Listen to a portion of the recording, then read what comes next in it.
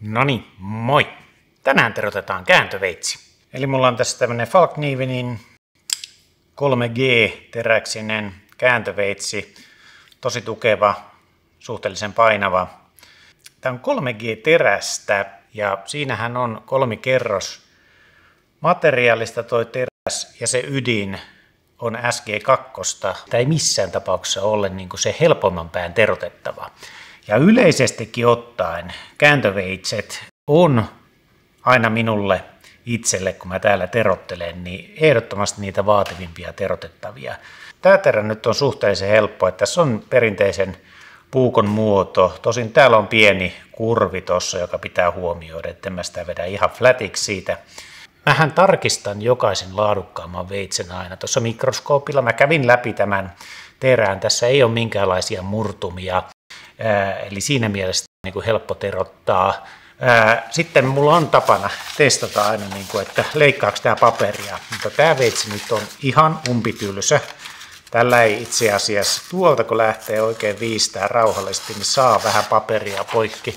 Mä ajattelin, että mä terotan tämän kääntöveitsen nyt tasan tarkkaan niin kuin mä täällä terotan normaalistikin. Eli mulla on nyt, mä laskin, että mulla on viimeisen 1,5 viikon aikana tässä käynyt 7 kääntöveistä terotuksessa. Ja käytännössä tämmöistä setupia suurimpaan osaan niistä käytiin. Nyt me tiedetään, että veitsi on aivan umpitylsä, mutta siinä ei ole minkäänlaisia vaurioita kumminkaan, eli tuo viiste on tuossa ihan siisti, niin ei mun tarvi lähteä mistään 220 liikkeelle ja lähteä korjaamaan, vaan mä lähden nytten Nania Socera Pro 600 liikkeelle.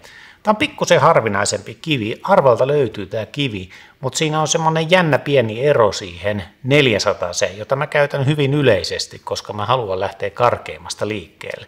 Tässä on pikkusen erilainen tuntuma tässä pinnassa. Mä oon saanut kommenttia siitä, kun mä läträän täällä vedellä ja kaatelen jostain mukista, että on tullut ehdotuksia, käytä sitä ja käytä tätä. No, eräs asiakas sitten kyllästyi katselemaan tätä ja päätti tuoda minulle tämmöisen huikkapullon. Eli kiitos Pekka, nyt meikäläinenkin pääsee sitten vettä levittelemään. Tämähän on muuten tasan ensimmäinen kerta, että mä tätä käytän. Eli katsotaan, miten mä nyt omaksun tämän tyylin nyt tässä mun kuvauspisteellä. Socera Pro tosiaan ei ime vettä merkittävästi, mutta tyypillisesti näissä karkeimman pään Splash & Go -kivissä, niin kyllä se ensimmäinen kerros siihen niin kuin imeytyy sisään ja sä saat lisätä vähintään sen toisen, jos ei jopa 3. kerran sitä vettä. Eli aina on sanonut, että Splash & Go on yhtä leveä ja lavea kuin mikä tahansa muukin asia. Eli ei sille ole tarkkaa määritelmää, että mikä on Splash & Gota. Eli kyllähän mäkin uitan useita Splash & Go -kiviä tuolla 1 minuutin ja 2. Ihan sen takia, että tekee sen käyttämisen mukavammaksi. No ennen kuin mä aloitan, niin käytetään nyt tuota Kenshon timanttia ja katsotaan, että onko tämä ylipäätänsä flatti. Niin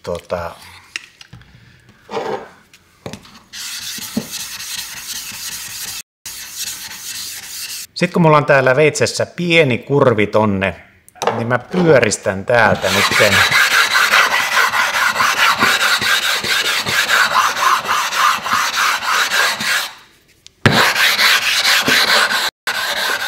Lähtökohtaisesti tässä nyt on se 15 asteen kulma. Mä nyt tarkistan, mä vedän muutaman vedon.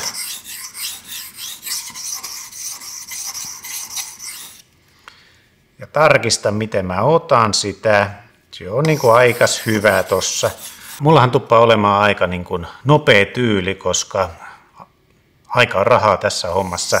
Eli mä liikutan aika ripeästi, mutta silloin kun oot hiukan epävarma vielä niistä sun liikeradoista, niin toki käytä aikasi siihen.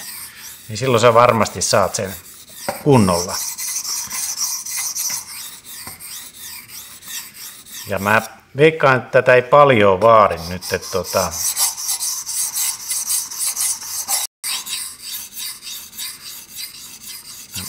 ja itse asiassa tuntee tällä kivellä, kuinka hyvin tämä puree tähän. Eli SG2, mikä tuo ydin tuossa on, niin se on haastavamman pään pulveriteräksiä. No niin, kyllä täältä vasemmalta puolelta kaipaa lisää ottamista vielä. Eli mä niin sanotusti laitan tähän nyt omat kulmat. Eli sen takia lähdetään karkeammalla kivellä, koska minä en ole terottanut tuota aikaisemmin. Niin mä laitan oman kulman siihen ja tämän jälkeen sitten on helppo jatkaa sitä ylöspäin. Seuraavalla kierroksella, jos mä tämän terottaisin, niin siinä olisi jo se meikäläisen kulma, jolloin se tarkoittaa, että mä voisin lähteä niin kuin korkeamman karkeuden kivestä liikkeelle.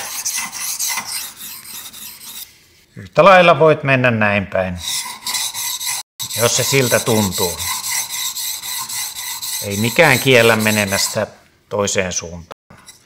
Mä nyt tuppaan tekemään niin kuin aina niin kuin näin, että vasen ja oikea puoli vaihtaa tavallaan kättä.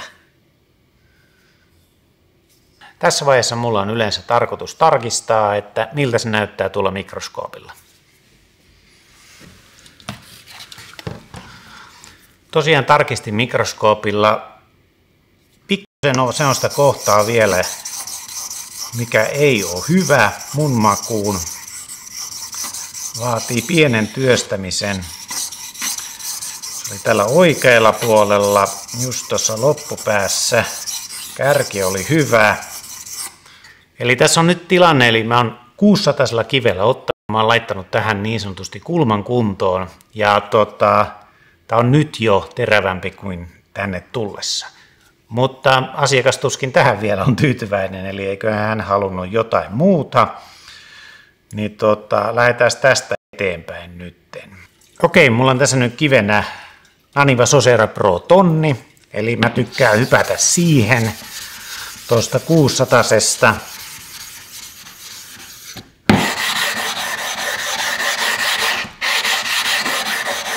Eli ei muuta kuin vedetään tällä muutama veto. Tämä ei kauheasti vaadi, koska itse asiassa 600-sen ja tonnin välillä on yllättävän pieni ero, mutta hienosti tämän kuulee jo äänessä. Eli tämä niin kuin jo alkaa jo suhisee rauhallisemmin. Eli Socera tonni, se on niitä parhaita tonnikiviä, mutta ehkä just se tonni range, joka on kaikista käytetyin karkeusryhmä, niin jakaa ihmisten välillä eniten mielipiteitä. Toiset tykkää kovista, toiset pehmeistä kivistä. Mutta se on vähän semmoinen mieltymyshomma. Mulla se menee vähän niin kuin, että metallin mukaan, että mitä mä oon terottamassa, niin sen mukaan valitsen sen kiveen. Tässä tapauksessa nyt kun on haastava metalli, niin totta kai mä otan sen kaikista tehokkaimman, mikä toimii tälle metallille. Ja nyt kun tietysti mä oon oikeakätinen, niin aina oikea puoli tulee helpommin. Vasemman puolen kanssa mä edelleen, vaikka mä terotan ne 1000 veistä vuodessa, niin edelleen mun pitää tarkkailla vasenta puolta paljon enemmän.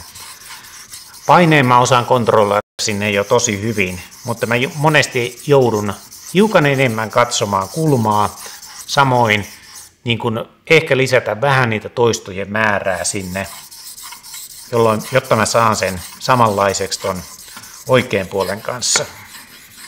Tuossa edellisessä puukkovideossa just puhuin, niin ne tylsin kohta monesti on tässä kaaren nousun kohdalla, että mistä se lähtee kaartumaan ylöspäin. Siinä se liikerata menee niin nopeasti ohi, että siihen kannattaa välillä jopa keskittyä. Eli tässäkin tapauksessa mä nytten tavallaan hetken aikaa vedän pelkkää sitä kaaren osuutta.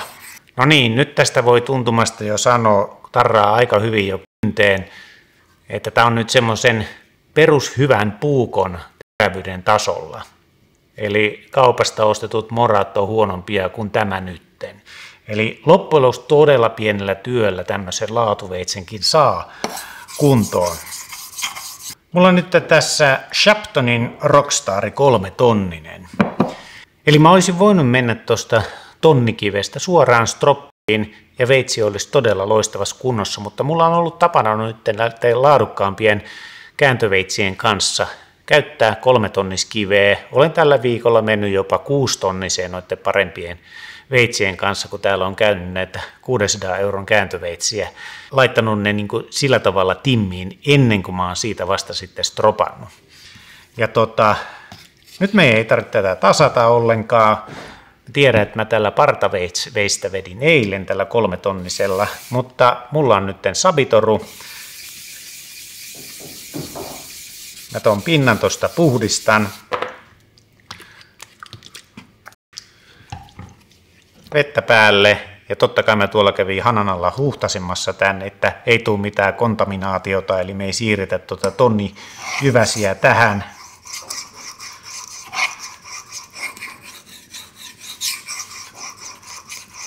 Jos epäilet sitä kulman pitämiskykyä, niin yhtä lailla sä voit täältä ottaa rauhallisesti ja vaikka vetää vaan tällä tekniikalla, niin takaa aika lailla sen, että kulma pysyy suorana. Eli sä et tarvitse sen yhden sormen tonne antamaan painetta sinne, kun luonnollisesti tämä oikea käsi vänkää vastaan.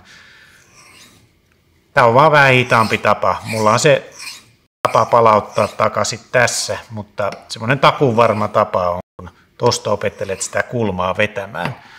On jo aika helppo ja aina onnistuu. Eikä tule niinku tyrittyä mitään. No niin, nyt otettiin sitten tämä mun pitkä lauta esiin. Eli mullahan tässä Jenden 4 mikronin timanttiemulsio ja sitä tosiaan on se suhteellisen pitkä tai paksu kerros. Ja vedetään tässä tavallaan niin kuin nyt pieni viimeistely.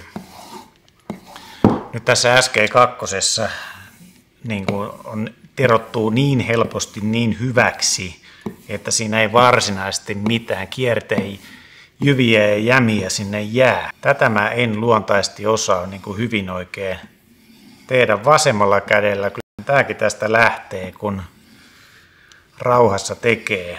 Mutta en ole niin kuin harjoitellut paljon. Mä oon vetänyt tuossa niin kuin toiseen suuntaan oikealla kädellä, niin se menee niin kuin mulla luontaisesti paremmin. Nyt alkaa tuntua, että on ihan jo ok hyvässä kunnossa. Tai siis enemmän kuin ok. Uusi testipaperi, että niin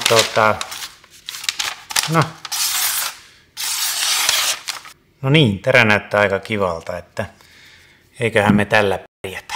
Tämä oli tällainen pikainen terotus tällä kertaa, eli ei se kääntöveitsen terottaminen sen ihmeellisempää ole. Mä veikkaan, että siinä pitää olla pikkusen tarkempi ja niitä muutamia pieniä yksityiskohtia löytyy enemmän kuin ihan peruspuukon terotuksessa, mutta yleensä niistä saa pirun hyviä. Moi!